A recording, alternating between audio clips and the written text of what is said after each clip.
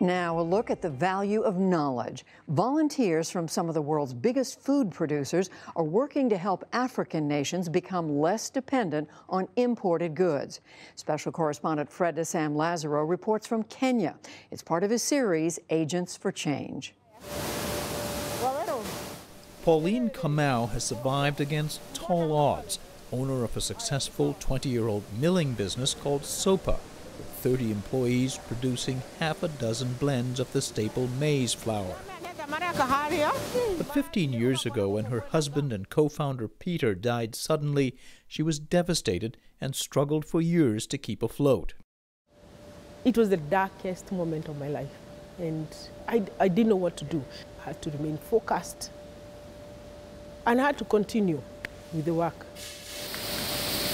She found help from an unlikely source, a non-profit organization drawn from 6 of the world's largest food companies advised her on how to expand, offering things like a business plan, waste reduction strategies, and better hygiene practices.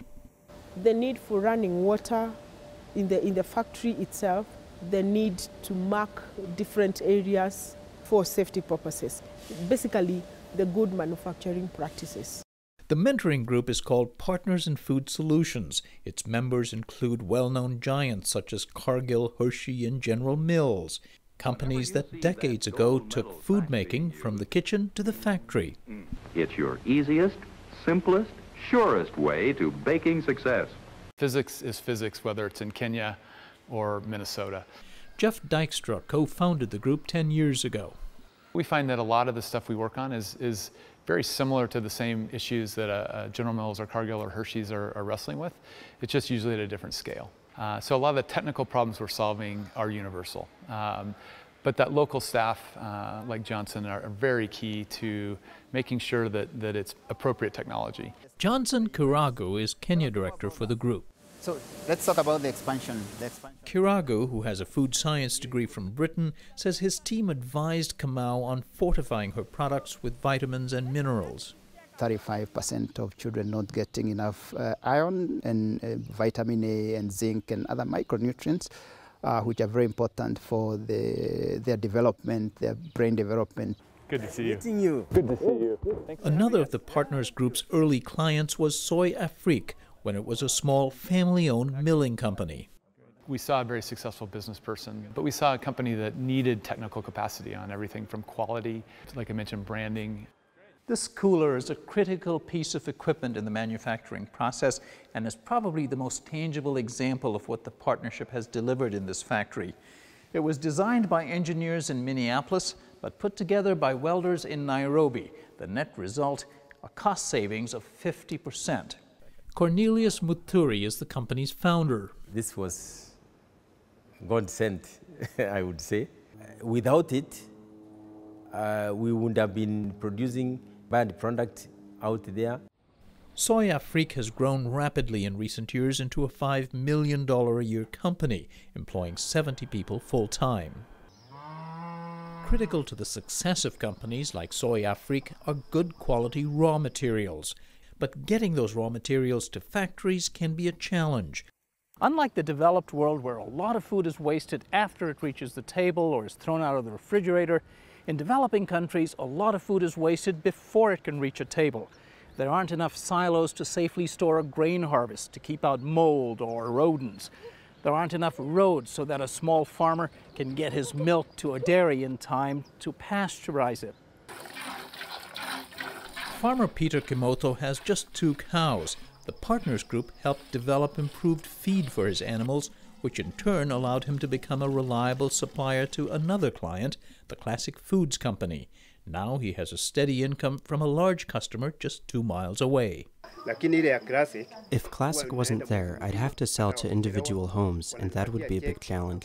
When I supply Classic, I'm paid on a regular basis, and that helps me with planning. How's everything going? Good, good. And you? Almost all the planning and consulting work done by Partners in Food Solutions is done electronically, by telephone and email.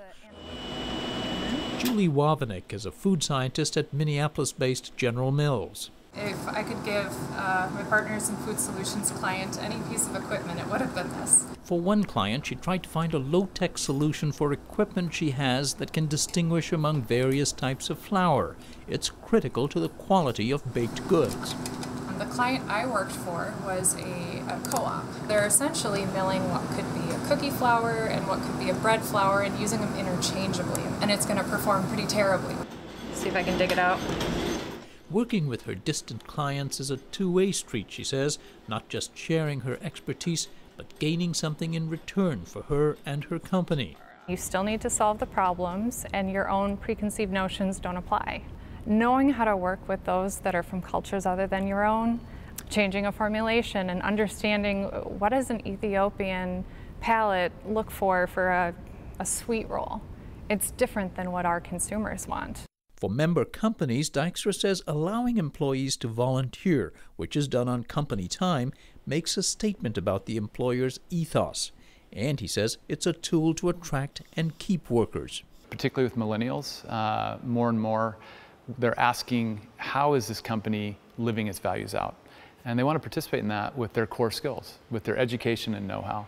So far, more than 1,400 employees have volunteered some 90,000 hours for Partners in Food Solutions, helping nurture some 250 businesses. I heard someone say once that a farmer without a market is a gardener. So we need food companies like SoyaFreak to become that market. They can take those raw materials and turn those into edible goods that consumers can eat, whether that's a middle-class business person in Nairobi or a kid in a refugee camp in Uganda. It's a small step towards self-sufficiency, Dykstra says. Africa imports about $40 billion a year in food, and almost all of it could someday be produced and processed in Africa. For the PBS NewsHour, this is Fred Disem-Lazaro in Nairobi, Kenya. Fred's reporting is a partnership with the Undertold Stories Project at the University of St. Thomas in Minnesota.